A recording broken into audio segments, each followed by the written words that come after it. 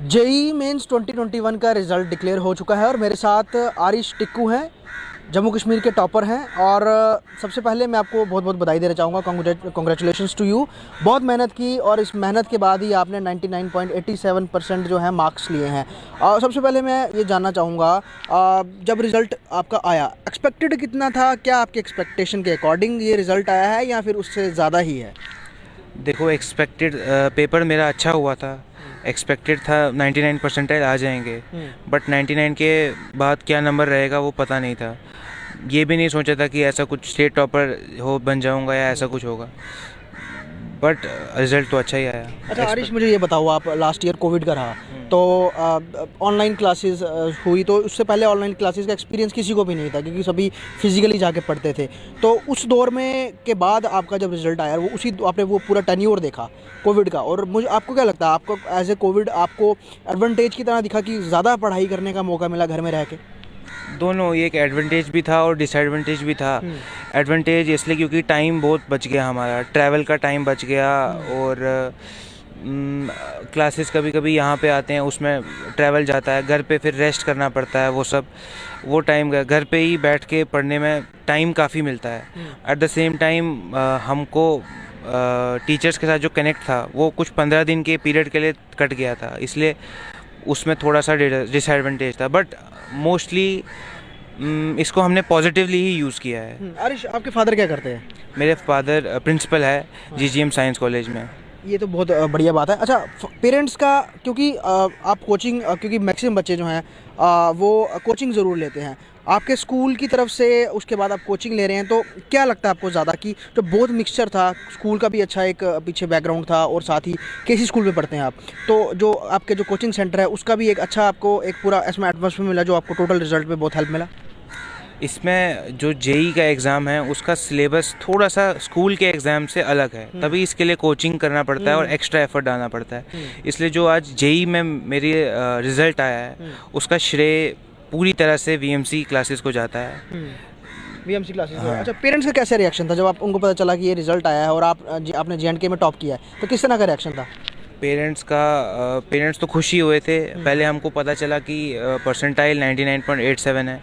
फिर हमने जो एचआरडी मिनिस्ट्री से जो ट्वीट आया था उसमें देखा कि स्टेट टॉपर भी मैं ही हूँ, तो वो सोने पे सुहागा। हाँ, बिल्कुल। हाँ, अच्छा, और मैं एक चीज़ और पूछना चाहूँगा आपसे, एक एम लेके चलते हैं, बचपन से क्या एम था कि इंजीनियरिंग ही करनी है या कुछ और भी था? एम तो कभी नहीं लिया, सिर्फ जहाँ इंटरेस्ट आता था उसी तरफ चलते थे। फिज़िक्स मैथ्स में बचपन में ही दिख गया कि फ़िज़िक्स मैथ्स में इंटरेस्ट बढ़ रहा था। पापा भी मैथ्स में क्लोजली लिंक्ड है, इसीलिए उन्होंने भी इंटरेस्ट वो स्टिर अप करने के लिए हेल्प में रोल प्ले किया। इसीलिए फिर मैंने फिर 10th क्लास में जब स्ट्रीम चूज़ करने की बारी आई तो पेरेंट्स ने कहा था मेडिकल, बट मैंने कहा जब मुझे इंटरेस्ट ही मैथ फिजिक्स में है तो फिर तो मैं इंजीनियरिंग ही करूँगा, और फ्यूचर में भी मैं इंजीनियरिंग ही परस्यू करूँगा। इंजीनियरिंग ही परस्यू करोगे? अच्छा, अगर हम बात करें, बहुत सारे और बच्चे हैं जो कि अभी आगे नेक्स्ट ईयर जेई मेंस में एग्ज़ाम देंगे, क्या उनको आप टिप्स दोगे? क्योंकि आपका अपना क्या शेड्यूल था, कितने घंटे आप पढ़ाई करते थे, और क्योंकि कहते हैं ना कि अगर आप खुद आपने सक्सेस अचीव की है और आप दूसरों को भी वो मंत्र दोगे तो कहीं ना कहीं आगे खुद भी, और आप वो एक आशीर्वाद भगवान की तरफ से भी रहता है। क्या क्या कुछ टिप्स दोगे अपने फ्यूचर जो अपने फ्रेंड्स हैं उनको? जो भी बच्चे जेई मेंस के लिए एस्पायर कर रहे हैं या टॉप इंजीनियरिंग कॉलेजेस के लिए एस्पायर कर रहे हैं, वो उनको मैं बता दूं, ये बिल्कुल हासिल करने बहुत ही आसान काम है अगर आप इंटरेस्ट और फोकस से पढ़ोगे। अगर आप ऐसे सोचोगे कि मेरे को इतने मार्क्स लाने हैं, इतने ये करने हैं, तो आपको स्ट्रगल फेस करनी पड़ेगी। बट अगर आपका इंटरेस्ट है तीनों सब्जेक्ट, फिजिक्स केमिस्ट्री मैथ, इन तीनों सब्जेक्ट्स में जैसे मेरा इंटरेस्ट था, इसीलिए काफ़ी एफर्टलेसली ये होते जाएगा, इतना मतलब मुश्किल नहीं है। अच्छा आरिश, मैं एक चीज़ पूछना चाहूँगा आपसे, सोशल मीडिया पे एक्टिव हैं आपके पास? तमाम सोशल मीडिया साइट्स को आप इस्तेमाल करते हैं, यूज़ करते हैं? नहीं, मैं सोशल मीडिया पे मेरा अभी कोई फुटप्रिंट नहीं है। अच्छा, मतलब आपने कोई भी अपने लाइक फेसबुक, इंस्टाग्राम, कहीं पे भी आपने अपने आप को नहीं रखा, रजिस्टर करवाया हुआ है? नहीं, ऐसा नहीं, मेरा कोई नहीं है। मैंने सोशल मीडिया में यूट्यूब का थोड़ा बहुत यूज़ किया है, कभी कभी पढ़ाई के लिए यूज़ किया है पॉजिटिवली। इसमें यही है कि सोशल मीडिया का पॉजिटिव यूज़ करना थोड़ा सा ट्रिकी काम है। काफ़ी बच्चे उसमें मिक्स हो जाते हैं। हाँ, मैं इसीलिए आपसे पूछ रहा हूँ क्योंकि डिस्ट्रैक्शन बहुत ज़्यादा होती है, अगर हम बात करें डिस्टर्बेंस बहुत ज़्यादा होती है पढ़ाई में। और आजकल मुझे लगता नहीं है कोई कोई ऐसा जो बच्चा है वो सोशल मीडिया पर नहीं है। तो इस समय क्योंकि ये एक ऐसी हैबिट है, इससे अलग रखना खुद को ये बहुत एक तपस्या की तरह ही है। तो किस तरह से, क्या मतलब मन में आता था कभी कि मैं भी लाइक फ्रेंड से चिट चैट करूँ, मैं भी अपनी सोशल मीडिया, अपनी सोशल लाइफ जो है वो लोगों को बताऊँ थ्रू सोशल मीडिया टूल्स, इस कैसे ऐसे कुछ होता था? नहीं, मेरा ऐसा कोई मतलब ऐसी कोई रिक्वायरमेंट नहीं थी। जब भी फ्रेंड्स यहाँ पे फिजिकल क्लासेस में आते थे तो फ्रेंड्स के साथ गप्पे वगैरह तो लगती ही थी। कभी ऐसी रिक्वायरमेंट ही नहीं थी कि सोशल मीडिया पे जाके पूरी दुनिया को सुनाना है अपनी गाथा। इसलिए कभी इस पे गया नहीं। दूसरा, कभी जब मैं अपने सब्जेक्ट्स में इतना एंग्रॉस था तो फिर मुझे ये चीज़ें तो मतलब ये आपको लग रहा है कि मैं मतलब मेरे एक्सपीरियंस में ये कोई ऐसी चीज़ नहीं है जो मैंने छोड़ी है या त्यागी है। ये बस कभी नहीं, सोचा ही नहीं। आपने त्यागी नहीं आपने की, लेकिन बहुत सारे लोग ना पेरेंट्स परेशान है आज के समय में क्योंकि वो देखते हैं कि उनके बच्चे ज़्यादातर इन्हीं चीज़ों में निकाल देते हैं, तो वो स्टडीज़ की तरफ कंसंट्रेट नहीं कर पाते हैं। और अगर आपने टॉप करना है, अगर आपने सबसे ज़्यादा अच्छे परसेंटेज लेनी है तो आपको ये चीज़ें को मैनेज करना पड़ेगा। तभी हमने आपसे पूछा। और दूसरी चीज़ मैं आपसे पूछना चाहूँगा कि अगर हम बात करें स्टडी पैटर्न क्या था आपको, क्योंकि मैथ्स जो है मैथ्स बहुत टफ रहता है और बहुत सारे लोग इससे जो कन्नी काटते हैं, तो आपने उसको क्या पैटर्न रखा हुआ था अपनी स्टडी का कि आप कितना समय दिन में पढ़ते थे और देन कितनी देर का ब्रेक, वो क्या पैटर्न था आपका?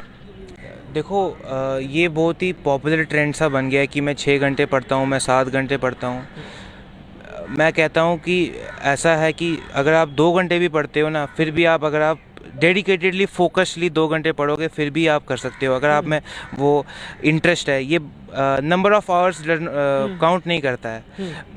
काफ़ी बच्चे हैं जो कहते मतलब मेरे स्कूल के पुराने दोस्त हैं, हम 12-12 घंटे किताबों पे बैठे हैं। फिर मतलब जब इंटरेस्ट नहीं है आपका तो फिर आप 12 घंटे बैठो या 24 घंटे बैठो, उससे कोई फ़र्क नहीं पड़ेगा। आप चाहे 1 घंटा बैठो, लेकिन वो इस तरह से आप अपना फोकस करो कि आपका वो 10 घंटे के बराबर हो जाए वो सारा।